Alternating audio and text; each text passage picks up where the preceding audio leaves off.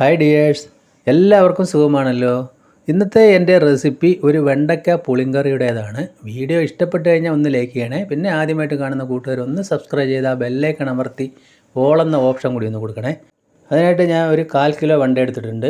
പിന്നെ അതിലേക്ക് ഒരു 100 ഗ്രാമിലധികം അല്പം കൂടുതൽ പരിപ്പാണ് എടുത്തിരിക്കുന്നത്. അത് ഞാനൊരു 3 വിസിലടിച്ച് ബോയിൽ ചെയ്ത് വെച്ചിട്ടുണ്ട്. 2 നെല്ലിക്ക വലിപ്പത്തിലുള്ള വാളംപുളിയും 10 ചുവന്നുള്ളിയും ഒരു 10 വെള്ളുള്ളിയും. അപ്പോൾ നമ്മളത് ചുവന്നുള്ളിയും വെള്ളുള്ളിയും വെണ്ടയൊക്കെ കട്ട് ചെയ്ത് വന്നു. ഇനി നമുക്ക് അതിലേക്ക് ഒരു ചെറിയ തക്കാളി ഈ വലിപ്പത്തിൽ കട്ട് ചെയ്യാം. പിന്നെ ഒരു 2 പച്ചമുളക് കീറിയതും വേണം. ഇനി ഞാൻ ഒരു ചീനിച്ചട്ടി അടുപ്പത്ത് വെച്ചു. തീ ലോ ഫ്ലെയിമിലിട്ടിട്ട് 1.5 ടേബിൾ സ്പൂണ് മല്ലിയും 1 ടേബിൾ സ്പൂണ് മുളക് പൊടിയും ചേർത്ത് കൊടുത്തിട്ടുണ്ട്.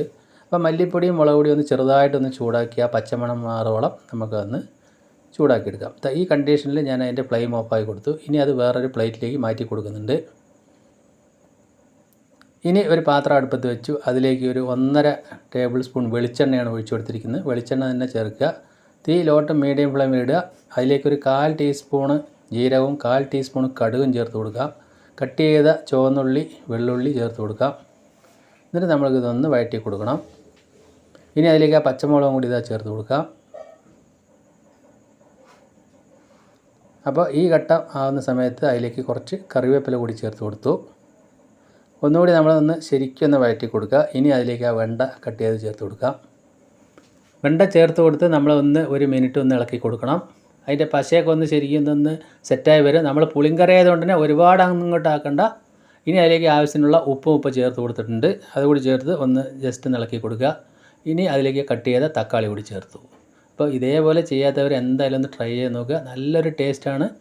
ഇപ്പോൾ ഈ ഒരു ഘട്ടത്തിൽ നമ്മൾ അതിലേക്ക് ആ വാളംപുളി പിഴിഞ്ഞ വെള്ളം അതിലേക്ക് ഒഴിച്ച് കൊടുക്കുക. അപ്പോൾ നല്ലപോലെ പുളിവെള്ളമുണ്ട്. അപ്പോൾ അതുകൊണ്ടാണ് പുളിങ്കറി നല്ല ടേസ്റ്റ് ആയിരിക്കും. അപ്പോൾ അത്യാവശ്യം നല്ല പുളിയൊക്കെ വേണം. ഇനി അതിലേക്ക് ഒരല്പം മഞ്ഞൾപ്പൊടിയും ചേർത്ത് കൊടുത്തിട്ടുണ്ട്. പിന്നെ നമ്മൾ നേരത്തെ ചൂടാക്കി വെച്ച മല്ലി മുളക് പൊടി അതും കൂടി ചേർത്ത് കൊടുക്കുക. പിന്നെ നമ്മൾക്ക് ആവശ്യത്തിന് കുറച്ച് വെള്ളം ഒഴിച്ച് കൊടുത്തു. അപ്പോൾ നമ്മൾ ഈ കറി അധികം കട്ടിയിലൊന്നുമല്ല, ഒരുവിധം ഒന്ന് അല്പം ലൂസിലായിരിക്കും ഇരിക്കേണ്ടത്. ഇപ്പോൾ ബോയിൽ ചെയ്ത പരിപ്പും കൂടി ചേർത്ത് കൊടുത്തു. അപ്പോൾ നമ്മൾക്ക് ഇത് കുറച്ചുകൂടി വെള്ളം ഞാനിപ്പോൾ അതിലേക്ക് ഒഴിച്ചു കൊടുക്കുന്നുണ്ട്. അപ്പോൾ ഈ ഒരു പരുവത്തിലായിരിക്കും നമ്മൾക്കതിൻ്റെ കറി ഉണ്ടാവുക. ഇനി തിളച്ച് വരുമ്പോൾ ഒന്ന് ചെറുതായിട്ടൊന്ന് കുറുകി വന്നോളും. ഇപ്പോൾ നമ്മളതൊന്ന് 5 മിനിറ്റ് ഒന്ന് തിളപ്പിച്ചെടുക്കണം അടച്ച് വെച്ചിട്ട്. ഇപ്പോൾ 5 മിനിറ്റ് കഴിഞ്ഞു. നമ്മൾക്ക് കാണുമ്പോൾ അറിയാം വെണ്ടയൊന്നും അധികമൊന്നും വെന്തിട്ടില്ല. നല്ലതുപോലെ തിളച്ച് വന്നിട്ടുണ്ട്. അപ്പോൾ നല്ലതുപോലെ തിളയ്ക്കുമ്പോഴാണ് ആ വെണ്ടയിൽ ആ പുളിയൊക്കെ നല്ലപോലെ ചേർന്ന് പിടിക്കുകയുള്ളൂ. ഇനി നമുക്കതൊരു 10 മിനിറ്റ് കൂടി അടച്ച് വെച്ച് ലോ ഫ്ലെയിമിലിട്ട് വേവിച്ചെടുക്കാം. അപ്പോൾ ശരിക്കും ആ പരിപ്പൊക്കെ ശരിക്കും ഒന്ന് വെന്ത് കിട്ടും. ഇപ്പോൾ കണ്ടില്ലേ, ഇപ്പോൾ നമുക്ക് കറി കാണുമ്പോൾ തന്നെ അറിയാം പരിപ്പൊക്കെ ശരിക്കും ഒന്ന് വെന്ത് വെണ്ടയൊക്കെ ഒന്ന് വെന്ത് വന്നിട്ടുണ്ട്. അപ്പോൾ ഇതേ കണ്ടീഷനിലാണ് നമുക്ക് ഉണ്ടാവുക. അപ്പോൾ ഞാൻ അതിൻ്റെ ഉപ്പൊക്കെ ഒന്ന് നോക്കുന്നുണ്ട്. അപ്പോൾ പോരാത്ത ഉപ്പ് കൂടി ഞാൻ ഇപ്പോൾ ചേർത്ത് കൊടുത്തു. അപ്പോൾ അത്യാവശ്യം എരിവും പുളിയും ഉപ്പുമുള്ള നല്ലൊരു വെണ്ടയ്ക്ക പുളിങ്കറിയാണ്. എന്തായാലും നിങ്ങൾ ഇതേപോലെ ഒന്ന് ട്രൈ ചെയ്ത് നോക്കുക.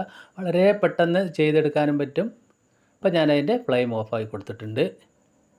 ഇനി നമുക്ക് അതിലേക്ക് ഒരു ചെറിയൊരു വറവിട്ട് കൊടുക്കാം. അപ്പോൾ ഒരു ഫ്രൈ പാൻ അടുപ്പത്ത് വെച്ച് അതിലേക്ക് 1 സ്പൂൺ വെളിച്ചെണ്ണ ഒഴിച്ച് കൊടുത്തു. ചൂടാവുന്ന സമയത്ത് ഒരു 3 വറ്റൽ മുളക് പൊട്ടിച്ച് അതിലേക്ക് ചേർത്ത് കൊടുക്കുക. ഒരല്പം കറിവേപ്പിലയും കൂടി ചേർത്ത് ഒരല്പം മുളക് പൊടി കൂടി അതിലേക്ക് ചേർത്ത് കൊടുത്തതിന് ശേഷം നമുക്ക് ആ കറിയിലേക്ക് ഒഴിച്ചു കൊടുക്കാം. അപ്പോൾ നമ്മുടെ അടിപൊളി വെണ്ടയ്ക്ക പുളിങ്കറി ഇവിടെ റെഡിയായി വന്നിട്ടുണ്ട്. അപ്പോൾ എൻ്റെ വീഡിയോ നിങ്ങൾക്ക് എല്ലാവർക്കും ഇഷ്ടപ്പെട്ടെന്ന് വിശ്വസിക്കുന്നു. നമ്മളതൊന്ന് അടച്ച് വെച്ച് ഒരു 5 മിനിറ്റ് കഴിഞ്ഞതിന് ശേഷം മാത്രം ഉപയോഗിക്കുക. ഒന്ന് ചൂടാറി കഴിഞ്ഞാലാണ് ഈ കറിക്ക് നല്ലൊരു ടേസ്റ്റ് ഉണ്ടാവുക. അപ്പോൾ ഈ പരിപ്പ് ചേർത്ത പുളിങ്കറി ഇതേപോലെ ഒന്ന് നിങ്ങൾ എന്തായാലും ഒന്ന് ട്രൈ ചെയ്ത് നോക്കുക. അപ്പോൾ ഞാനത് വേറൊരു പാത്രത്തിലേക്ക് ഒന്ന് പകർത്തി കാണിച്ചു തരാം. അപ്പോൾ വീഡിയോ ഇഷ്ടപ്പെട്ടെങ്കിൽ ഫ്രണ്ട്സിനും ഫാമിലിക്കൊക്കെ ഒന്ന് ഷെയർ ചെയ്ത് സപ്പോർട്ട് ചെയ്യുക. ഇന്നിപ്പോൾ ചോറിൻ്റെ കൂടെ നമ്മൾക്ക് ഈ പുളിങ്കറി മാത്രം ഉണ്ടെങ്കിൽ മതി. അപ്പോൾ എന്തായാലും ഒന്ന് ട്രൈ ചെയ്ത് നോക്കുക. വീണ്ടും നല്ല വീഡിയോ ആയിട്ട് കാണാം. Thank you.